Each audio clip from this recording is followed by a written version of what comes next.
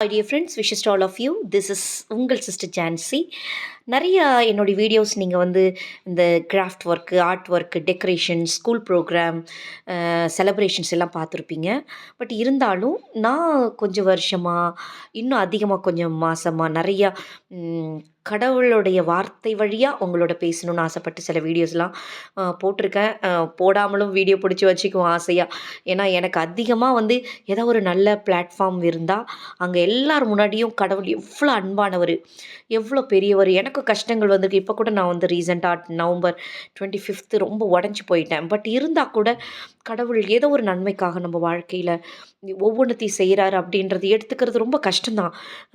கஷ்டம் வரும்போது எப்படி நல்லா எடுத்துக்க முடியும் இல்லையா? பட் இருந்தாலும் கடவுள் நம்மளை அன்பு செய்கிறாரு, நம்மளை பார்க்குறாரு, நம்மளோட பேசுகிறாரு, நம்மளோட சிரிக்கிறாரு, நம்மளோட அழறாரு, நம்ம கஷ்டத்தை நினச்சி அவரும் நினைப்பார் அப்படின்ற உணர்வு எனக்கு எப்போ இருக்குது. ஏன்னா நான் இதோ இந்த என்னுடைய ஹீரோ ஏன் ஏசப்பாவை நான் பார்த்துருக்கிறேன் லைஃப்பில். ஸோ அப்போ அவர் வந்து பொய்யானவர் இல்லை அப்படின்ற உணர்வு என்னை விட்டு போகவே போகாது உயிர் நிற்கிற வரைக்கும். ஒருவேளை நம்ம வந்து கிறிஸ்துவ குடும்பத்தில் பிறந்ததால் அப்படின்னு இல்லை, ஒருவேளை அப்படி பிறந்த அந்த விசுவாசம் நமக்கு இருக்குது தான். பட் அதை மீறி கடவுள் வந்து என்னுடைய அப்பா அம்மா வழியா, ஆயா, தாத்தா, பாட்டி இவங்களாம் ப்ளஸ்ஸு என்னுடைய சிஸ்டர்ஸு, ஃபாதர்ஸு, டீச்சர்ஸு, இவங்க பெரியவங்களாம் வழியாக, உறவினர்கள் வழியாக, என் கூட பிறந்தவங்க எல்லாருடைய வழியாகவும் எனக்கு ஒவ்வொரு கட்டத்திலும் ஒவ்வொரு நாளிலும் கடவுள் என்னோட எவ்வளோ அன்பாக இருக்கார், அவங்களெல்லாம் விட இவர் எவ்வளோ பெரியவர், இவர் எவ்வளோ பெரியவர் அப்படின்றத எனக்கு காமிச்சிருக்காரு. ஸோ அது நான் உங்களுக்கு புரிய வைக்கணும் ட்ரை பண்ணுவேன். அதனால தான் ஒவ்வொரு முறையும் நான் வந்து ஏசப்பா தினமும் எந்திரிக்கும் போது நான் என்னுடைய ஏசப்பா ஃபோட்டோ பார்ப்பேன். அப்புறம் என்னுடைய ஆயா ஃபோட்டோ பார்ப்பேன். காலைல ஏந்திச்சோடனே அனிச்சி செயல் மாதிரி அப்படியே டக்குன்னு வந்துடும். இங்கேயும் அங்கேயும் நான் பார்த்துருவேன். என் ஆயாவை பார்த்துட்டு அந்த நாளை வந்து ஆயா எனக்காக வேண்டிக்கங்க. எல்லா நாளும் நல்லா இருக்கணும், எல்லாரும் நல்லா இருக்கணும் அப்படின்னு வேண்டுவேன். ஸோ தினமும் நான் எழுந்திரிக்கும்போது அப்படி தினமும் வேண்டுவேன். இன்றைக்கி வந்து கடவுள் எந்த வார்த்தை வழியாக எப்படி வேணாலும் என்கிட்ட பேசலாம். நான் ஒவ்வொரு சில நேரத்தில் சில நிகழ்வுகள் நடக்கும் பொழுது, அப்போ அடுத்த நாள் வந்து அந்த ரீடிங் வரும்பொழுதோ, இல்லை நான் எடுத்து பர்சனலாக ரீடிங் பைபிள் படிச்சுன்னு இருக்கும்போதோ, எனக்கு எதாவது சொல்லுங்கப்பா, எனக்கு ஏதாவது நான் மாற்றணுமா, இல்லை நான் சரியாக இருக்கணுமா, நான் தொடர்ந்து இந்த செய்கிற செயலை கன்டினியூ பண்ணணுமா, எதுவாக இருந்தாலும் குழப்பம் வரும்பொழுது எல்லாமே கேட்பேன். கடவுள் அப்படி எனக்கு உணர்த்துவார். நான் இப்போ இன்றைக்கி வந்து ஐசையா 62 சாப்டரில் இன்றைக்கி பாருங்கள். எனக்கு படிக்க படிக்க நீங்கள் நினைக்கலாம் யாரோ ஒரு பேரில் எழுதியிருக்காங்க, யாருக்கும் எழுதியிருக்காங்கன்னு நினைக்கலாம். நான் அப்படி ஒவ்வொரு நாளும் நினைக்கவே மாட்டேன். ஸோ கடவுள் இன்றைக்கி 60 சாப்டரில் 1லேருந்து 7 வரைக்கும் என்னோட பேசின எனது அன்பான ஆண்டவர் உங்களோடையும் பேசுகிறாரு. கவனிங்க. சீயோனின் வெற்றி வைகரை ஒளி எனவும் அதன் மீட்பு சுடர் விளக்கெனவும் வெளிப்படும் வரை அதனை முன்னிட்டு மௌனமாயிரேன். நம்மளுடைய வாழ்க்கையில் நம்ம வாழ்க்கை ஒளிர் இல்லையா, அல்லது ஒளியே இல்லை அப்படின்னு நான் அப்படி நினைக்கல. கடவுள் என்னை நிறைவு ஆசீர்வதிச்சிருக்காரு. பட் நான் என்னும்போது நான் என்னை மட்டும் நினைக்கிறது, நமக்கு சம்மந்தப்பட்டவங்க, பெற்றோர், உற்றோர், உறவினர், நண்பர்கள், ஃப்ரெண்ட்ஸு, அவங்க எல்லாருடைய வாழ்க்கையில் கஷ்டம் வரும் பொழுதும் அது நமக்கு வந்து கஷ்டமாக இருக்கும். அந்த மாதிரி அதேமாரி நம்மளுடைய ப்ரொஃபஷ்னலில் இந்த ரிலீஜியஸ் லைஃப்குள்ளே நான் போய்கிட்டு இருக்க பாதையில் ஸோ சில நேரம் தோண்டு போடுற மாதிரி இருக்கும், சில குழப்பங்கள் வரும். I I used to be sometimes in dilemma. அந்த மாதிரி ஒரு கன்ஃபியூஷன் ஸ்டேஜில் இருந்தாலும் ஏசப்பா எனக்கு புரிய வைங்கப்பா, நீங்கள் என்ன செய்கிறீங்க என் வாழ்க்கையில் அது சரியா ஆனதா அப்படின்னு நான் ஏற்றுக்கணும் அப்படின்னு தான் நான் கேட்பேன். ஸோ அந்த மாதிரி சியோனின்றது வேறு யாரோ, இஸ்ரேல்ன்றது வேறு யாரோ, எருசலேம்ன்றது வேறு இடம், நமக்கு இல்லையே அப்படின்னு நான் நினைக்கவே மாட்டேன். எத்தனையோ ஆயிரங்க வருஷத்துக்கு முன்னாடி எழுதின அந்த வார்த்தைகள் அந்த பைபிள் வழியாக, விவிலியத்தின் வழியாக கடவுள் நம்மளோட பேசிகிட்டு இருக்காரு. ஸோ நான் நம்புகிறேன், நீங்களும் நம்பணும்னு ஆசைப்பட்றேன். இங்கே பாருங்கள், நம்மளுடைய வாழ்க்கையில் ஒளி வர வரைக்குமே கடவுள் வந்து ஓய மாட்டார். சரியா? மௌனமாக இருக்க மாட்டார். எருசலேம் பொருட்டு செயலற்ற அமைதியாக என்னை பொருட்டு என்னுடைய வாழ்க்கையில் என்னை கண்டுக்காமலாம் கடவுள் இருக்கவே மாட்டார். ஏசப்பா என்னை பார்த்துட்டு இருக்கார். இது முக்கியமானது பாருங்களேன். இதை படிக்கிறதுக்கு முன்னாடி நான் சொல்கிறேன், நான் இந்த இடத்துக்கு ஃபஸ்ட்டு முறை வரும்பொழுது என்னடா அது பீகாரில் போய் என்ன பண்ண போகிறோம், ஹிந்தி தெரியாமல் இவ்வளோ வருஷம் இங்கிலீஷ் மீடியத்தில் ஒரு பிரின்சிபலாக இருக்கும் பொழுது நம்ம எக்ஸ்பீரியன்ஸ் இருந்து பிள்ளைங்களுடைய எஜுகேஷனுக்கு ஸ்டாண்டர்டாக இருக்கணும், அது எல்லாத்தோடைய குவாலிட்டியாக இருக்கணும், வேல்யூஸோடு இருக்கணும், டேலண்ட்டாக இருக்கணும் பிள்ளைங்க, அந்த மாதிரி நான் வந்து ஆசைப்பட்டு தான் அந்த நடத்தணும்னு பார்ப்போம் ஒரு பிரின்சிபலாக. ஸோ ஹிந்தி மீடியத்தில் போய் ஹிந்தி தெரியாமல் ததக்க முதக்க நான் ஹிந்தி பேசி என்ன பண்ண போகிறேன்லாம் நினச்சேன். ஆனா இன்னைக்கு 2 இயர்ஸ் கிட்ட ஆயிடுச்சு. ஆனாலும் இன்னைக்கு வந்து எனக்கு என்னன்னா, கடவுள்கிட்ட கடவுள்ட்ட நன்றி தான் சொல்லுவேன். இங்க என்னுடைய டீச்சர்ஸு, பிள்ளைங்க எல்லாரும் எப்படி என்ன நினைப்பாங்க தெரியுமா? எனக்கு வந்து பேரு இந்தியாவின் 2வது மதர் தெரசாவா பாருங்க. அது எவ்வளோ பெரிய வார்த்தை இல்ல. எந்த கோடிக்கணக்குல ம கொட்டி கூச்சாலோ, அல்லது பெரிய எந்த ஸ்டேஜுக்குள்ள கூப்பிட்டு என்ன அவார்டு குடுத்தாலோ, அது வந்து ஈடே ஆகாது அதுக்கு. 2வது வரி பாருங்க.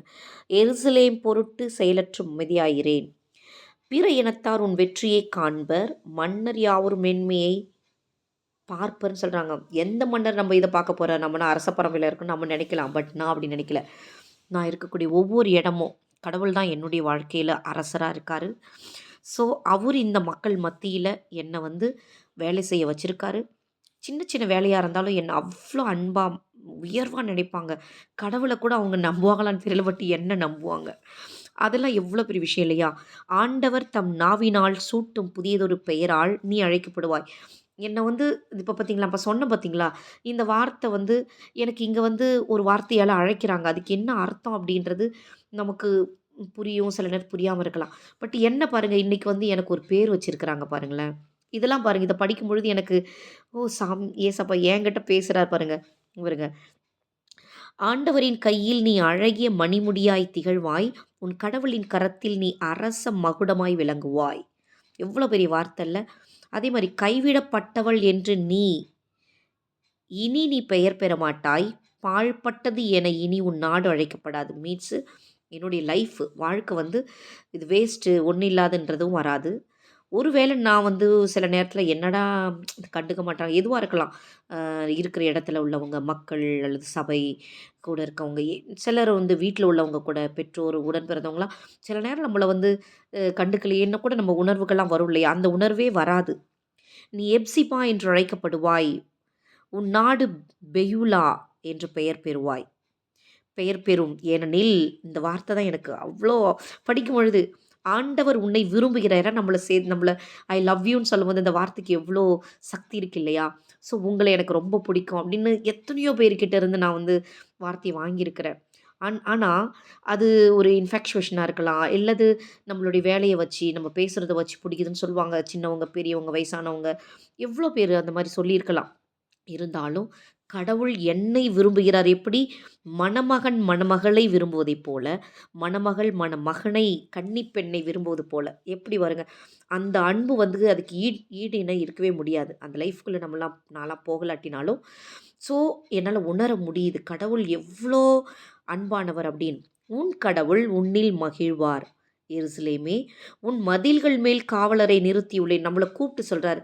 "ஜான்சி, நீ கவலைப்படாத. உன்னை சுத்தி காவலர் இருக்கிறாங்க. உனக்கு எந்த தீங்கும் வராது." அப்படி. நான் 2023ல புது வருஷம் தொடங்கும்பொழுது எனக்கு ஃபர்ஸ்ட்டு கடவுள் குடுத்த வார்த்தை என்ன தெரியுமா?